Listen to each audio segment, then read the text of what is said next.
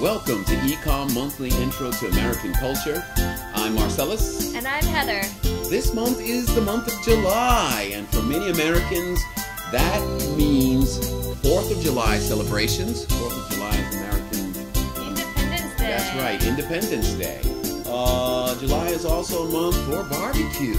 And in fact, on 4th of July, we tend to celebrate that by going to the park and having barbecues with our friends. That's true. It's a big family or friends celebration, and usually a lot of barbecue and watermelon. We love watermelon. Yeah. And finish it off with a big fireworks display at the end of the night. Fireworks display is very good, very common.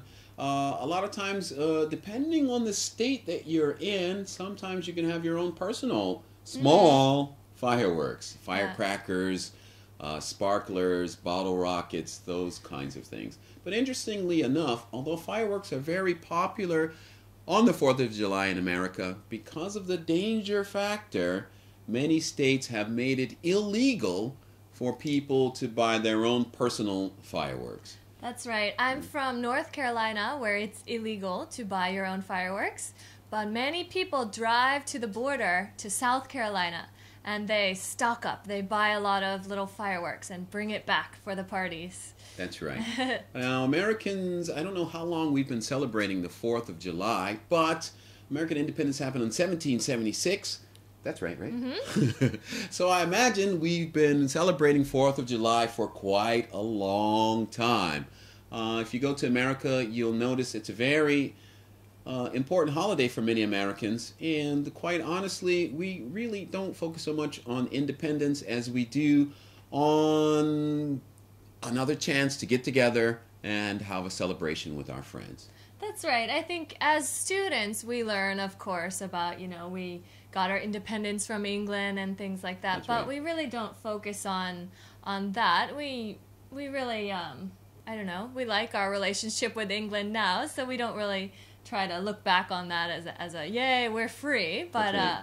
now it's just kind of a American celebration, and That's right. It's good time. Like I said, good time to Yeah. cook some hot dogs and hamburgers. Yeah, that's right. All right, see you in a bit.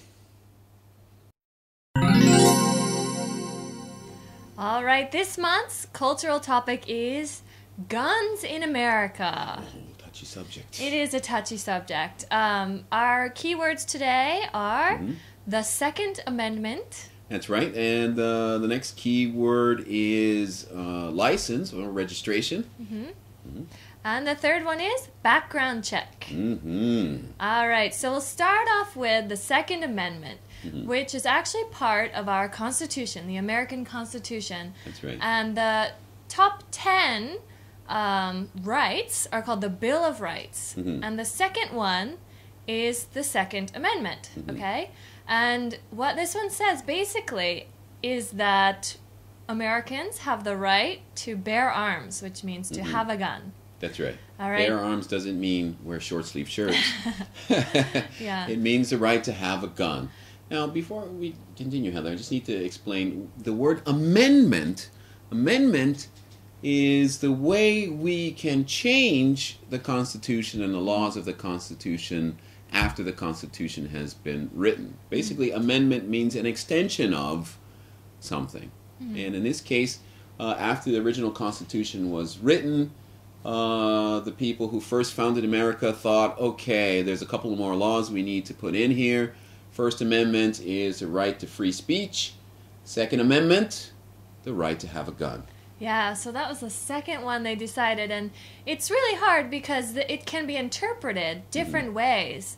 And some people think it means, in the military or something you can have a gun, but not every person should have a gun.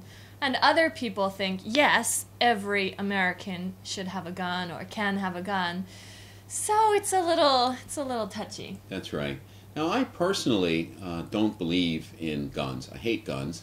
But unfortunately, America is a place where there are many guns. Now, to get a gun, you have to go through a certain process if you're going to get a gun legally. Yeah, and that legally. brings us, that's right, legally. And that brings us to the second key word, actually pair of keywords, which is registration and license. Now, to get a gun legally in America, you have to register for a gun. And what that means is you have to fill out an application, you send it to wherever the local government, or wherever you send it, and they check to make sure that you're not some crazy guy who's going to get the gun and just kill a bunch of people.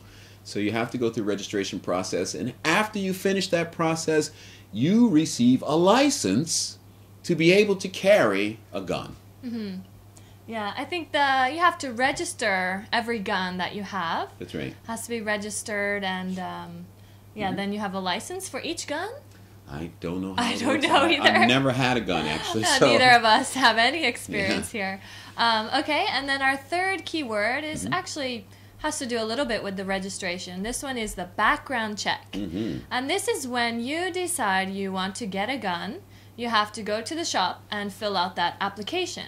And you give them all of your information, and they go and they run a background check where they basically are looking to see if you have any problems with the law, if you have any history of crime or mental illness. Yeah, mental illness, anything that would make them worry about giving you a gun.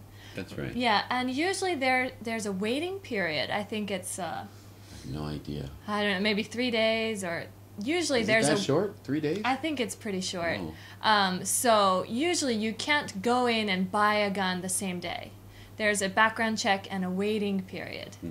Yeah. Now, interesting enough, just saw a statistic on the internet that said there were quite a number of guns in America. Now, that statistic can be misleading because what it leads you to believe is that every single American has a gun.